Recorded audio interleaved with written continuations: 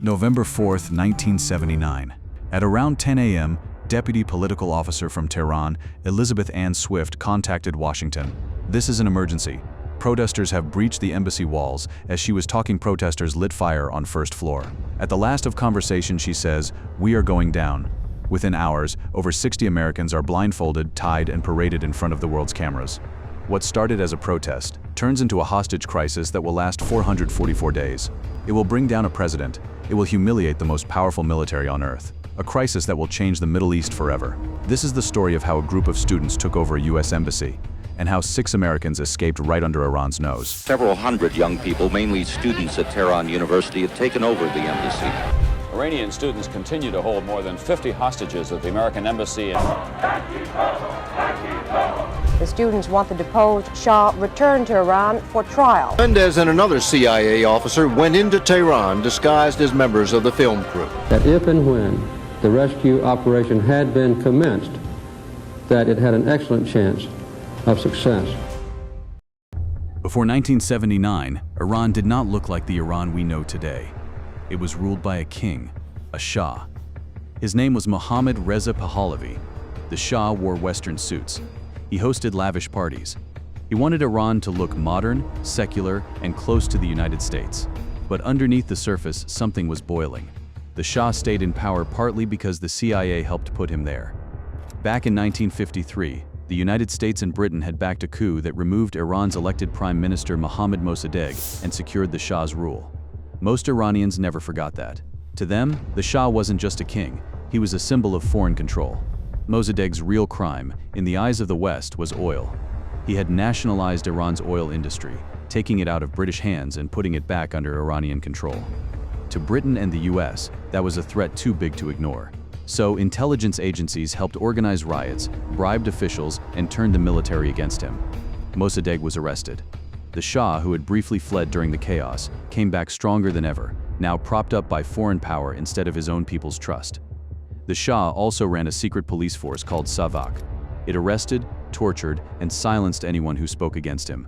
Thousands vanished into prisons. The Shah tried to fix his image with something called the White Revolution, a set of reforms giving land to peasants and more rights to women.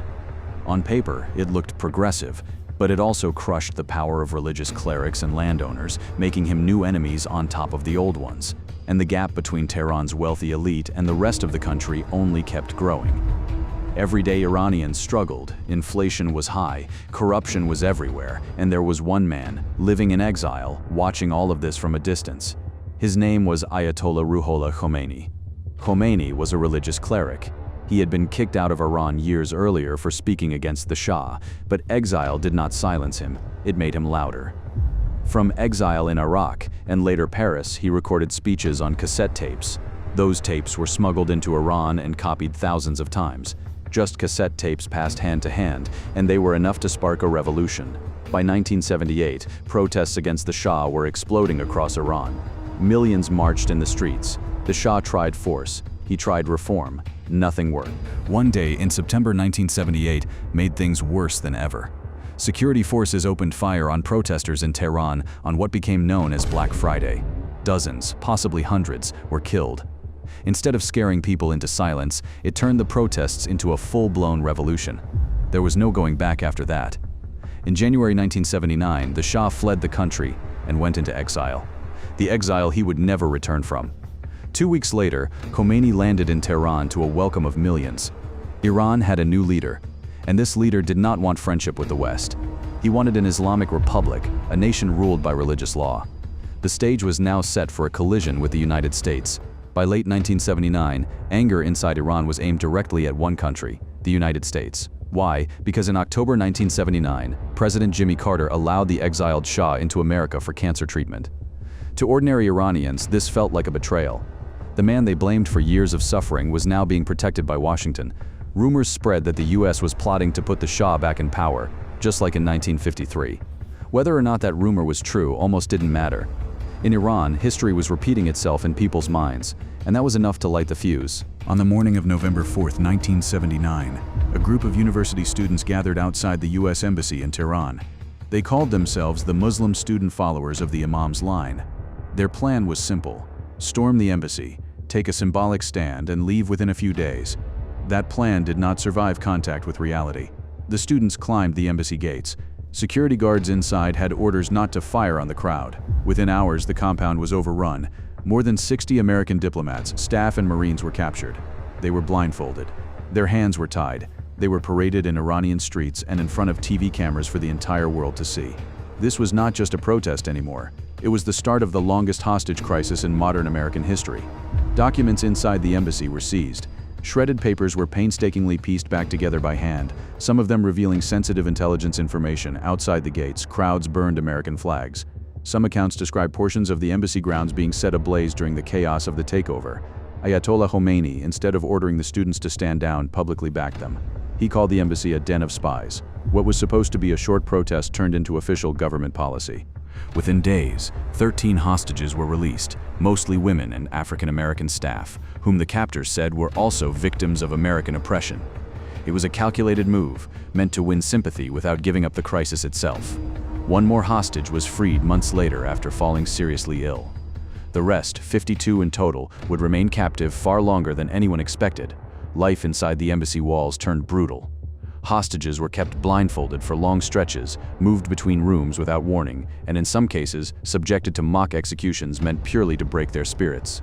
Letters home were censored or withheld entirely. For over a year, families in America had almost no idea if their loved ones were even still alive. The hostages would not be going home anytime soon. But not everyone inside the embassy was captured that day. 6 American diplomats managed to slip out during the chaos. They ran through back streets of Tehran, avoiding the mobs, and found their way to one place revolutionaries would never think to search: the Canadian embassy. Hiding in plain sight, in a city where being American could get you killed, that was their only option. Canadian Ambassador Ken Taylor and his staff made a decision that could have cost them everything. They took the 6 Americans in and hid them in their homes for months. If discovered, the consequences for Canada's diplomats and for the 6 Americans would have been severe. For nearly 3 months, these 6 people lived a double life: quiet, careful, waiting. Eventually, the CIA developed an audacious plan to get them out, a plan involving fake identities and a fake Hollywood movie production, later dramatized in film as Argo.